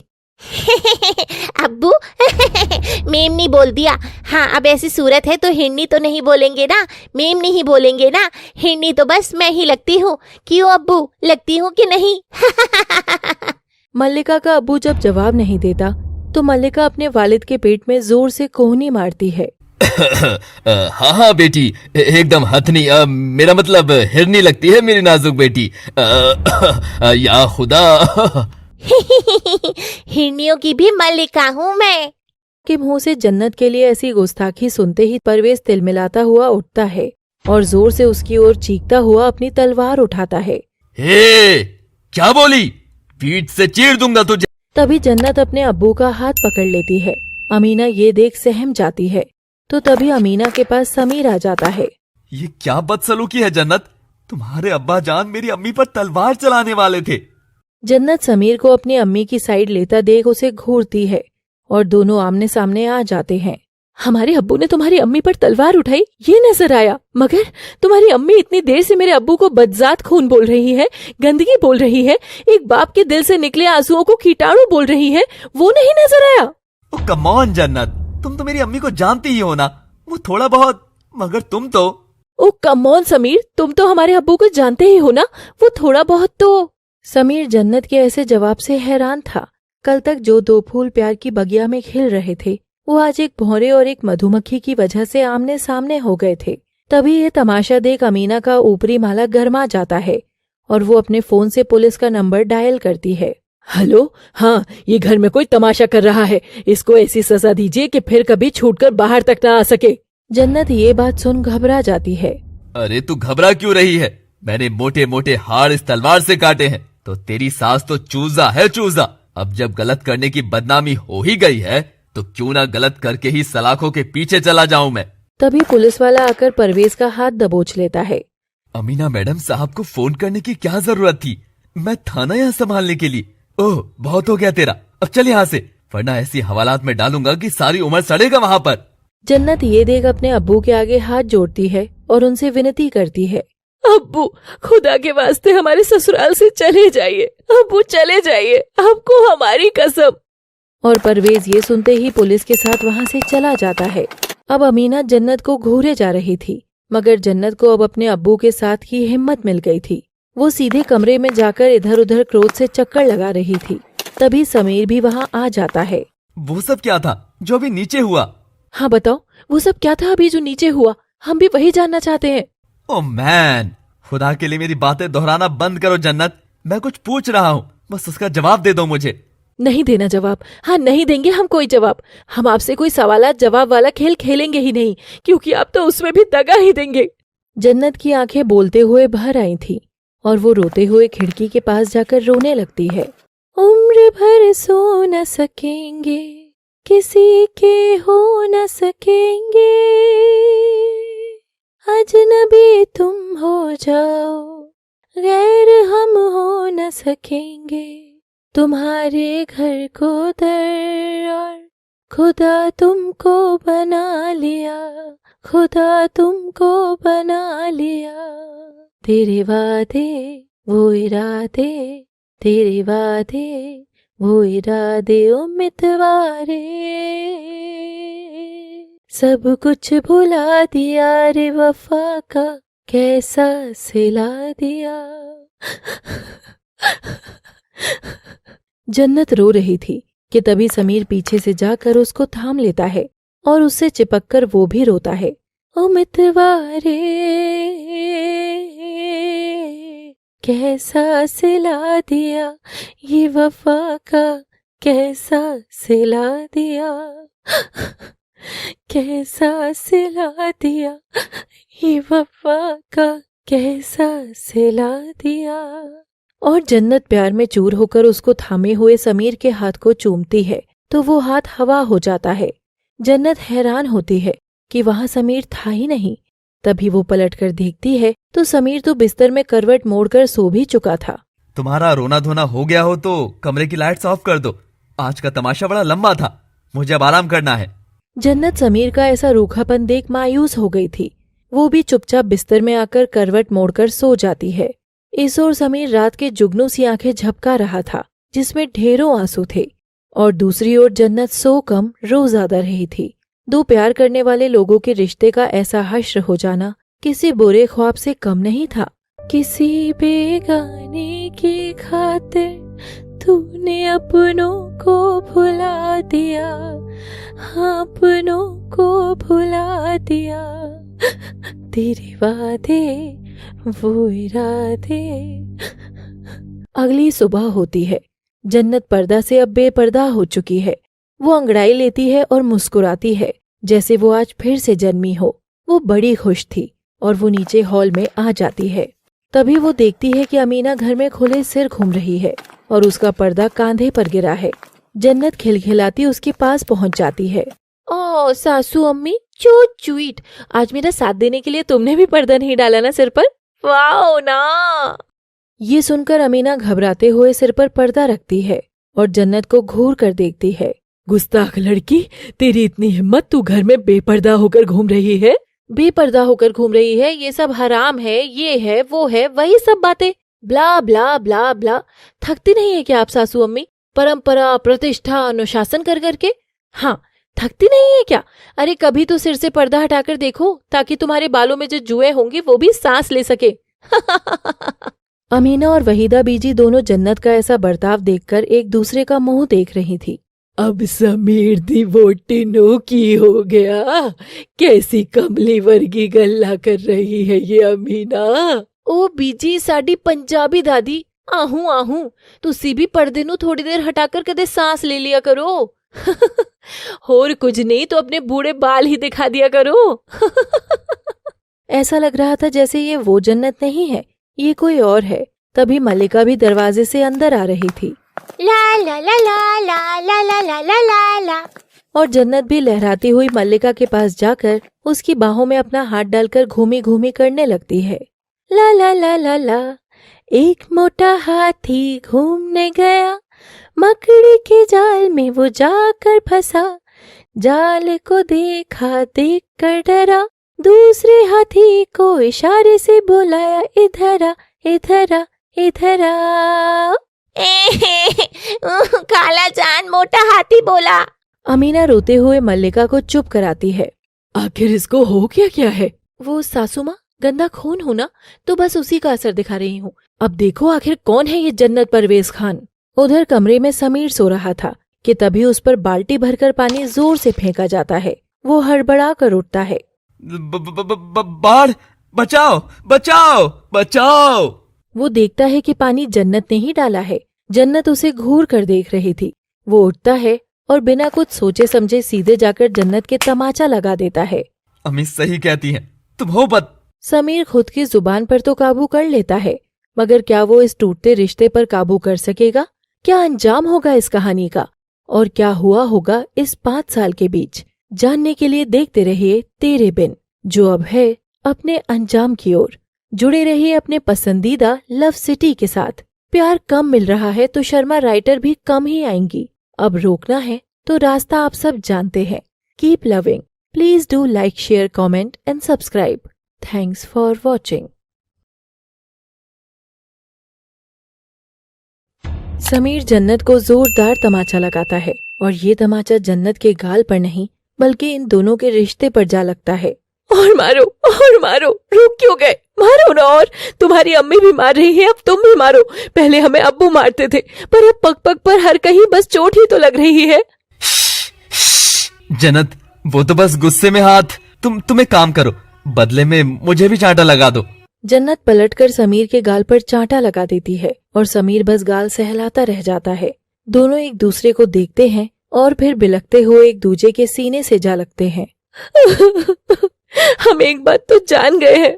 क्या? कि हम एक दूसरे के लिए नहीं बने हैं। ये रिश्ता हमारे नाम का कभी था ही नहीं।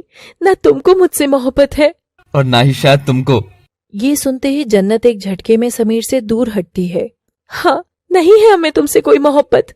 हाँ, यही सच है कि एक मुलाकात में किसी संग मोहब्बत होना नामुमकिन है, मगर हमें अपनी आजादी चाहिए थी। हमें अपने पिंजरे से छुटकारा चाहिए था। ऐसा नहीं है कि तुम पसंद नहीं हो, मगर पसंद और इश्क में बहुत फर्क है। हम चाहते थे कि दरियाबाग हवेली का राजकुमार जब हमसे निकाह कर लेगा तो अब्बू की डाली बेड़ियों से भी हमें रिहाई मिल जाएगी। हम खुलकर बेपर्दा होकर सांस ले सकेंगे। इसका मतलब तुमने मेरा इस्तेमाल? नहीं, तुम शक्ल से जितनी भोली मासूम लगती हो उतनी हो नहीं। जुबान संभाल कर समीर, जिस लालच में हमने तुमसे निकाह किया, तुम्हारा भी उसके पीछे एक लालच था।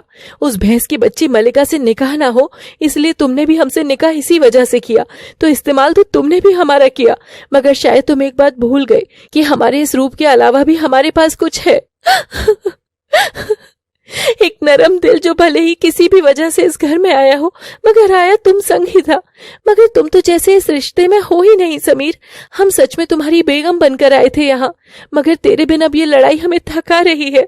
बस इस पर्दे में, यहाँ की बेड़ियों में, इस सोने के पिंजरे में हमारा दम घुटने लगा है। हमें यहाँ से जाना होगा। जन्नत अपना बैग पैक करने लगती है और समीर वहीं पत्थर बना सब देखता जा रहा था। रह रहकर उसके कानों में जन्नत के कहे शब्द गूंज रहे थे। अपना ख्याल रखना समीर। काश हम इश्क में पड़ने का नाटक नहीं करने की बजाय सच्ची दोस्ती में पड़ते तो शायद ये रिश्ता एक सुंदर मोड़ पर जाकर खत्म होता। मगर अब ये बहुत घिनौनी जगह जाकर खत्म हो रहा है। हमें कहते हुए अफसोस हो रहा है, मगर हम तुम्हारा और तुम्हारे परिवार में से किसी का भी चेहरा नहीं देखना चाहते हैं, जिंदगी में कभी भी नहीं। खुदा हाफिज। और जन्नत अपना सारा सामान लेकर समीर से मुंह फेर कर रुखसत हो चली थी। होना तो ये चाहिए था कि समीर को उसी समय जन्नत को रोक लेना चाहिए था, लेकिन समीर ने अपना मुंह जन्नत से फेर लिया था। बेवफा तुम नहीं, बेवफा हम नहीं, फिर क्यों इतने गिले हो गए। चलते चलते कैसे फासले हो गए, क्या पता कहाँ हम चले, कहाँ हम चले, कहाँ हम चले। जन्नत घर से निकल रही थी। उसे जाता देख अमीना और मल्लिका दोनों कितनी खुश थीं। समीर होश में आता है और वो जैसे ही कमरे के बाहर जाकर ऊपर से झांकता है, जन्नत तब तक दहलीज पार करके जा चुकी थी। न जाने क्यों जन्नत के जाते ही समीर के अंदर कुछ दर्द सा हुआ। उधर अमीना और मल्लिका की खुशी का कोई ठिकाना नहीं था, मगर तभी दरवाजे के अंदर से उड़ता हुआ बुरखा आकर अमीना के मुंह पर पड़ता है। ये क्या है? जन्नत के पाँव की बेड़ियां जो वो तोड़कर शायद हमेशा के लिए चली गई है। ये बात सुनकर अमीना और मल्लिका दोनों एक दूसरे को खुशी से देखते हुए ताली मारकर एक दूसरे के सीने से लगकर मुबारका दे रही थी, जो चीज समीर देख लेता है। आखिरकार खुदा ने मेरी सुन ही ली अम्मी जान, जो मेरी सौतन को घर से भगा डाला। आज तो मुहर्रम से भी बड़ा जश्न मनेगा, और अब तो मेरे शौहर के नाम का मैं रोजा भी तोड़ दूंगी। हाँ मेरी छुई मुई, ऐसी बला टली है कि अब वो कभी लौट कर नहीं आएगी। समीर, समीर बेटा देख तो वो चुड़ैल चली गई। अब तो तू असली मल्लिका के पास 2 पल बैठ जा। अमीना समीर को पुकारती रही, मगर समीर ने सुनकर भी अनसुना कर जाकर अंदर से कमरा बंद कर लिया और वो दरवाजा खुलता है। सीधे 5 साल बाद समीर पार्क में उदास बैठा था। उसकी आंखें नम थीं। पीछे बूढ़े पांव से थोड़ी झुकी हुई सी अमीना समीर को पुकारते हुए आती है।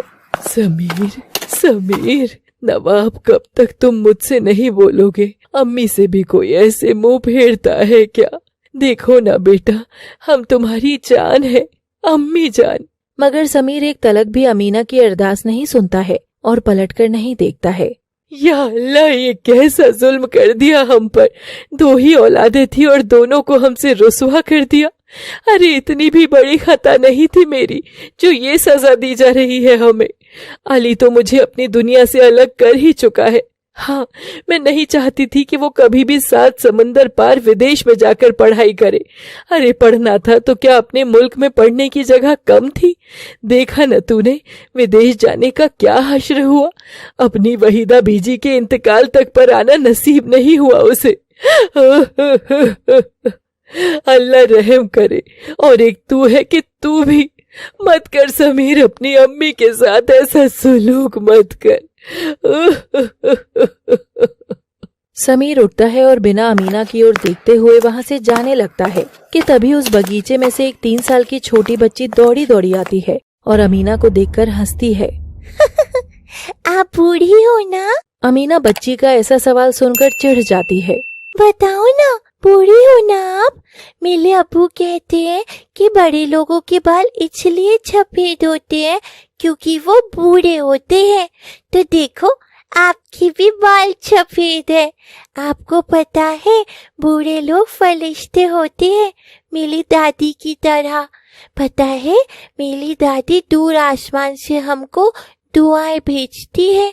आप भी तो किसी के लिए दुआएं करती होंगी ना अम्मा? इतनी नन्ही सी बच्ची कितनी बड़ी बातें बोल रही थी। असल में बड़े बुजुर्ग आने वाली पीढ़ी के लिए फरिश्ते ही होते हैं, जो हर गलत को रोकने के लिए अपने तजुर्बे का चमत्कार दिखाते हैं। अमीना बच्ची का सिर सहलाकर अपने आंसू साफ करती है।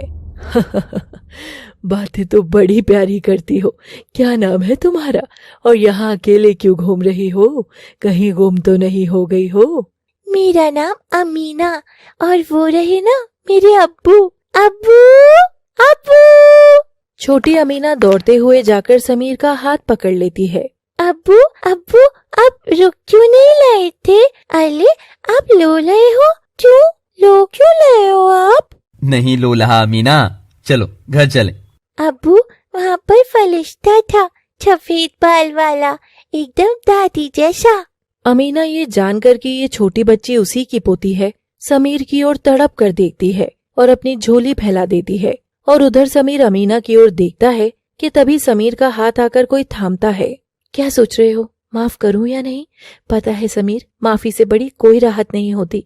अगर उस दिन मैं भी तुमको माफ न करती तो क्या हम यहाँ खड़े होते? समीर जन्नत की ओर देखता है और वो उस दिन को याद करता है जब जन्नत उसकी जिंदगी से रुखसत हो गई थी। 5 साल पहले जन्नत अपने अब्बू के यहाँ आ गई।